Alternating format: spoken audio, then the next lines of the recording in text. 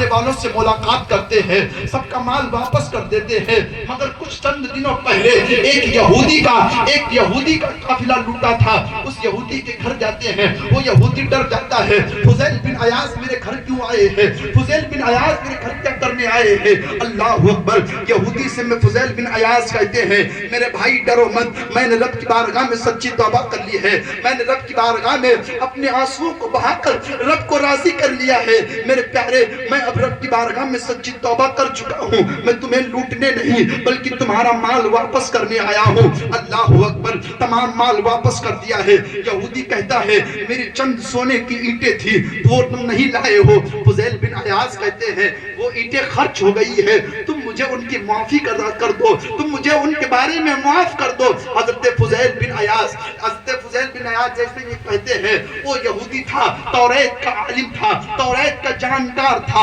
اس نے کہا ہے فضیل بن عیاض مجھے تو اینٹیں چاہیے، چاہے کیسی بھی لے آؤ، چلو تمہارے لیے ایک مشورہ ہے، تم جنگل چلے جاؤ، مٹی کی اینٹیں بنانا، انہی اینٹوں کو لے آنا، میں ان اینٹوں کو سونے کی اینٹیں سمجھ کر قبول کر لوں گا اور تمہیں معاف کر دوں گا۔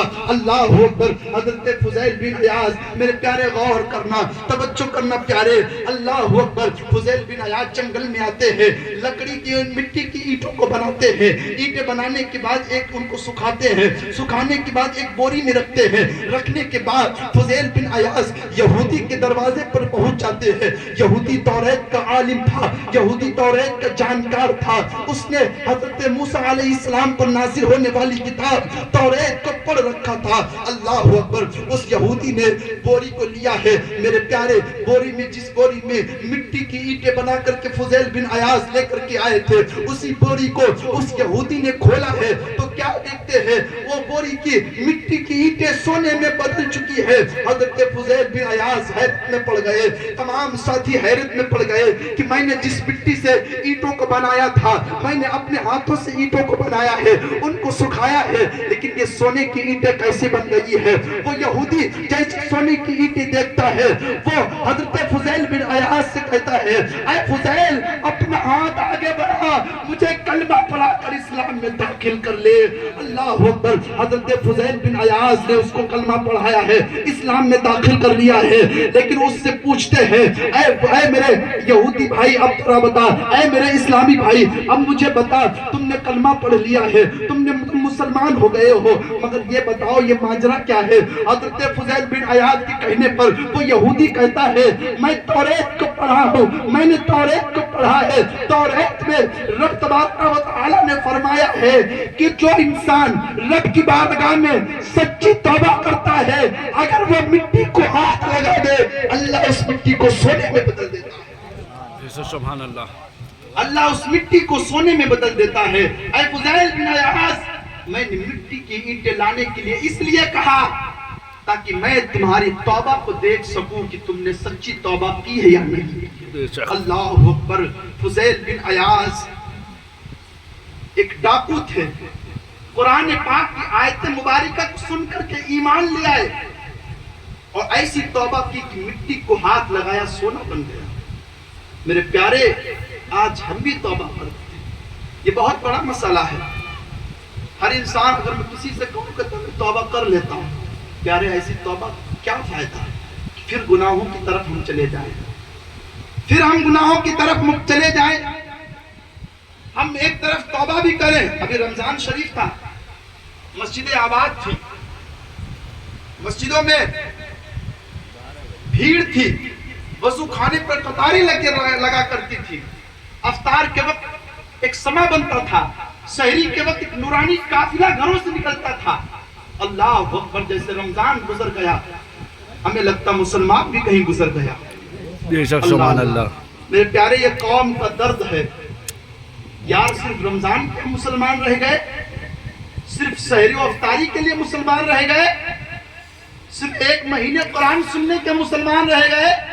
پیارے جس قوم کو اور اللہ نے جس کی تخلیق ہی صرف عبادت کے لیے کی ہو، وہ قوم صرف ایک مہینے عبادت کرے اور اس پر بھی اپنے سینوں کو چوڑا کر کر نماز پڑھ کے جب نکلتے تو ایسے نکلتے جیسے بہت بڑی جنگ فتح کر کے آئے۔ پیارے یہ درد ہے۔ اگر اب بھی نہ سنبھلو گے ہندی مسلمانوں، تمہاری داستان بھی نہ ہوگی داستان ہوگی۔ عاجزی پیدا کرو، انکساری لاؤ، اپنے اندر کی جو خواہشات ہیں، یہ نفس ہے، اس کو کچل ڈالو، سچے مسلمان بن جاؤ، سچے عاشق رسول بن جاؤ۔ اگر تم سچے عاشق رسول بنو گے، یقیناً تمہاری دنیا بھی کامیاب ہوگی، آخرت بھی کامیاب ہوگی۔ اگر تم سچے عاشق رسول بنو گے تو یہ لاکھ کوششیں کرتے رہے تمہیں مٹانے کی، اگر یہ لاکھ کوششیں کرتے رہے تمہارے گھروں سے تمہاری بہنوں بیٹیوں کو نکالنے کی، اگر تم نے رشتہ رسول پاک کے قدموں سے جوڑ لیا ہے تو یاد رکھو، تاریخ اٹھا کر کے دیکھو، سچے عاشقوں کو کوئی مٹا نہیں سکتا ہے۔ بے شک۔ لیکن افسوس، ہم درد کہے تو کس سے کہے، ایک مصیبت ہو تو کہا جائے۔ آج ہمارے اندر گناہ بھر چکے ہیں، نیکیاں کی طرف بہت ہی کم ہمارا دل لگتا ہے۔ اللہ اکبر۔ میرے پیارے، میں ایک چھوٹے بھائی کی حیثیت سے آیا اور آپ تک یہ پیغام پہنچا کر کے جا رہا ہوں، رب کی پہچان کر لو جیتے جی، رب کو راضی کر لو۔ اگر دنیا میں نہ سنبھل پائے، اگر دنیا تم نے ایسے ہی گزار دی تو یاد رکھو وہ چھوٹا سا گھر ہوگا، ہمارے عزیز مٹی ڈال کر کے دفنا کر کے چلے آئیں گے، اور پھر ہمارا پرسان حال کون ہوگا؟ اس قبر کے بارے میں ذرا سوچو میرے پیارے، جس کے بارے میں حکم ہوتا ہے۔ وہ قبر ایسی گھر ہے، وہاں نماز نور ہے، وہاں تمہارے اعمال تمہارے کام آئیں گے، مگر اعمال ایسے ہیں کہ اگر کھل جائیں تو زمین پر رہنا مشکل ہو جائے۔ ہماری باہری زندگی کچھ اور ہے، ہماری اندر کی زندگی کچھ اور ہے۔ جس طریقے سے آج فیشن کر کے آدمی کچھ صورت کا کچھ اور بن جاتا ہے، آج عورتوں کی صورت کچھ اور ہے، لیکن اللہ اکبر، جو نور ان کو وضو کے پانی سے لانا چاہیے اس کو آج کریم اور نہ جانے کیسے کیسی چیزوں سے لاتی ہیں۔ میں یہ بات کہنا چاہتا ہوں، میں لگانے کا منکر نہیں ہوں، میں اس چیز سے منع نہیں کرتا، لیکن میرے پیارے بہن، اگر تمہیں اپنے چہرے کو روشن کرنا تھا، تمہیں اپنے چہرے کو نورانی بنانا تھا تو صرف 5 وقت کی نماز پڑھتی، اور جب وضو کرتی تو سیدہ فاطمہ الزہرا کے صدقے میں اللہ تمہارے چہروں کو بھی روشن کر دیتا، تمہارے دلوں کو بھی روشن کر دیتا۔ میرے پیارے غور تو کرو، یہ شادی خانہ آبادی کے موقع پر میں آپ تک پیغام پہنچا کر کے جا رہا ہوں کہ خدا کے لیے رب کو راضی کر لو۔ میری بہنوں، سچی کنیز فاطمہ بن جاؤ، میری ماں اور بہنوں، سچی کنیز فاطمہ بن جاؤ، ورنہ جنت کی سردار فاطمہ الزہرا کی تم کیا منہ دکھاؤ گی؟